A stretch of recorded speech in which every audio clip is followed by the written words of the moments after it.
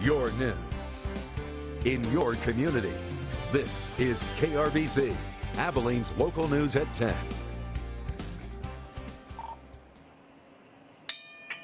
All uniformed personnel, present arms.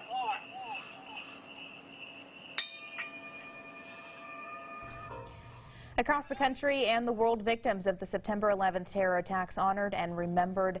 This ceremony from Las Vegas, where firefighters tolled the bells, a longtime tradition of the fire service. And tonight's top story, our very own Big Country first responders honoring those who lost their lives on this fateful day. Cisco Fire Chief Walter Fairbanks and firefighter Mark McGill took part in the Dallas stair climb, along with hundreds of other firefighters climbing 110 floors, which was the height of the World Trade Centers. Each climber wearing the name lost of a lost hero and bunker gear. Fire Chief Fairbanks calling 9/11 the greatest rescue mission in the history of the fire service. We were going up with just an air pack and full bunker gear. Those firefighters in New York were carrying equipment, carrying people, helping each other. Everybody there was super motivating because we're all brothers there too, and so everybody, when somebody was tired or taking a break, they'd all slap you on the back, tell you got this. The first known 9/11 memorial stair climb was on September 11th, 2003. Albuquerque Fire Department's Lieutenant Charles Cogburn scaled a two-story building 55 times, wearing body armor, a helmet, all while carrying an M4 rifle at the same time he was serving in Afghanistan. And keeping you in Eastland County, our nation's flag waving between two ladder trucks. River of Life Church hosting a First Responders Appreciation Dinner this evening, honoring past and present first responders. Dozens of people attended the event. The Eastland County Sheriff says 9/11 is a tragedy we need to continue to remember. I lost an officer a couple of years ago in the line of duty. We need to remember the officers who've fallen, whether they're firemen or EMS or police officers. River of Life Church hopes to continue this tradition in the years to come. And more top stories tonight. We're focusing on how the Big Country is remembering the day that shaped our future. Many thanking first responders who saved lives while risking their own. Abilene police officers honored today for their dedication to and service to our community, gathering at the old Taylor County Courthouse, singing the national anthem and reciting the Pledge of Allegiance. And for the students who may have been too young when the towers went down, one fifth grade teacher at Johnston Elementary says the further we get from 9/11-2001, the more questions students have and the more they don't know.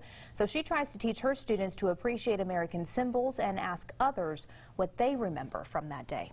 She's a 10-year-old girl, and she says that we came together as a country to build each other up and not to let other people know that we're afraid. Representative Jody Arrington reflecting on his experience and lessons learned from the attacks 17 years ago. He says he was at the White House and among hundreds fearing for their lives. It was similar to a lot of people. It was surreal. We felt like we were under siege. You thought we were in the safest place in the country, but we were running out of a building screaming. I mean, people were screaming, saying, "Get out, a plane is coming for the building." At the time, Arrington was serving as senior advisor for President George W. Bush. During today's luncheon, Arrington also talked about rebuilding the military and his support for the B-21s at Dyess Air Force Base. But before we get there, let's get a quick check of your weather here. This is a live look from our Storm Team Skycam. Cash, another awesome evening out there, almost a repeat of last night. The temperatures are just perfect for a fall-like night. How is that forecast looking? Thank you, Sam. It's in good shape. Soon heading back to the wet side of things, but I don't want people to think we're headed back to widespread heavy rainfall that we saw last week. These rain chances looking more hit or miss going into the coming days. Satellite radar not showing much across our area. All the scattered showers that were across the state of Texas were more off towards the east and southeast, closer to central Texas, where they've seen 9 straight days of rainfall down that way. So certainly it has been wet for some of those, or some of us across the state. Still some showers as a low pressure trough continues to track its way across the Lone Star State. We are also tracking a tropical disturbance down in the Yucatan. It's projected to work its way into the Gulf and possibly impact Texas. We're keeping an eye on that. And of course, Category 4 Hurricane Florence headed to the East Coast. That's what the entire nation is keeping an eye on. 72 degrees at the Abilene Regional Airport. Easterly winds coming in about 5 to 10 miles an hour. Still a little bit humid this evening. but also fairly nice. Temperatures in the 70s in Brownwood as well. We will start out your Wednesday in the mid-60s, a 10% chance for some rain, primarily down towards the heartland and closer to the hill country. As we move through the afternoon, skies will clear and we will get back into the low to mid-80s. Sam? All right, Cash, thank you. As Hurricane Florence nears the Carolinas, preparations are underway as people brace for the Category 4 storm to hit within the next 72 hours. Mandatory evacuations have been ordered for parts of North and South Carolina's coasts. Residents there boarding up their houses and gathering food and flashlights and are preparing for the worst, but others have decided to ride it out. I'm just stressed out to the max thinking, am I going to have a home to come back to? God spare us. Spare Myrtle Beach, spare everybody who's in line with this, because this looks like it's going to be the worst one that I've ever gone through. FEMA says Hurricane Florence is the strongest storm to target the Carolinas and Virginia region in decades. Meanwhile, energy crews from Texas, along with crews from Louisiana, Arkansas, and Mississippi, are heading to the East Coast now. They will help restore power after Hurricane Florence makes landfall sometime Thursday. 2 Abilene first responders are also heading in to help in the wake of the storm. Just to help with, final clearing out of any evacuations, making sure nursing homes, hospitals, things that have individuals who can't get out on their own have the opportunity to get that assistance and get those individuals out of the path of the storm. So while people are scrambling to get out of the storm's path, the military following suit. Last night we told you about the Navy ships leaving for safer waters. Well, tonight the U.S. Air Force and the National Guard have relocated a fleet of fighter jets.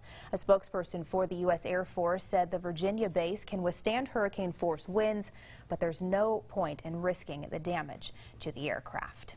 Meanwhile, in Abilene, Congressman Jody Arrington updating the status of the B-21s and their future here at Dyess Air Force Base. We've got a commitment from the Secretary that new generation of bomber will be based at Dyess, but there are other opportunities around that we're still working on. You'll remember in August, Congressman Jody Arrington wrote a letter to the Secretary of the Air Force in support of selecting Dyess as the training base for the new B-21 Raider. The letter was co-signed by 17 other members of the Texas delegation.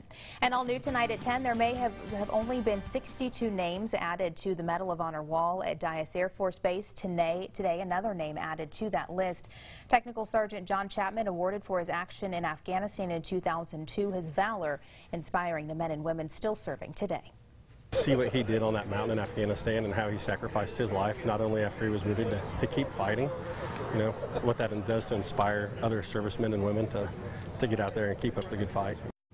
The Medal of Honor is the nation's highest military award for valor. Turning now to our local crime news, an Abilene man accused of driving into a 7-Eleven and hitting an employee while under the influence sentenced to 10 years in prison. Scott Harmon convicted of aggravated assault and sentenced Monday after pleading guilty to his crime.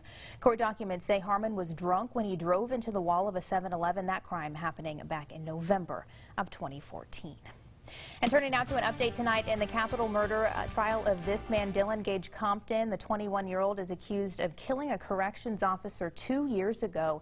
The state is seeking the death penalty. 200 potential jurors are being vetted in Jones County. They're only making it through about 5 per day. That will eventually be 12 and 2 alternates. Once the trial begins in October, it is expected to last at least a month. And new for us tonight, we're getting details from the preliminary autopsy report of an Abilene woman who was killed less than 2 weeks ago. You'll remember 75-year-old Lynn Rushing was found dead in her home on Pinehurst by her husband. The report shows stabs and cuts on her neck, chest, and arms. We also know a possible murder weapon was found next to her body. And this man, 50-year-old Gary Clinton, is a possible suspect in her death, though he has not been charged with Rushing's murder. Court documents say he was married to Rushing's daughter more than 10 years ago. We'll alert you first about updates to this case through our BCH To Go mobile app. And tonight we're digging deeper. An item you'll see on the ballot in the November election. Cisco College is asking residents in Taylor County to consider a maintenance tax. The proposed tax would charge property owners in Taylor County 5 cents for every $100 in their property value. That money would then go to help lower tuition costs and expand college programs with the hopes of generating more skilled workers in Abilene. When you talk about quality of life, you talk about health care, you talk about the need to have individuals skilled to work on your air conditioning, or to repair your car, or just quality of life things that are so important for a vibrant economy. About 80% of Cisco College students attend the Abilene campus, and if passed, the maintenance tax would be permanent for all property owners in Taylor County. Coming up here on your local news, with nearly 1,000 kids at Abilene schools who are considered homeless, the district makes every effort to make sure those students are taken care of. How your community is also helping. Plus, Florence is headed to the East Coast with dangerous winds, rainfall, and storm surge. I'll highlight its track after the break. This is KRBC, Abilene's local news at 10 with Samantha Jones and Chief Meteorologist Randy Turner.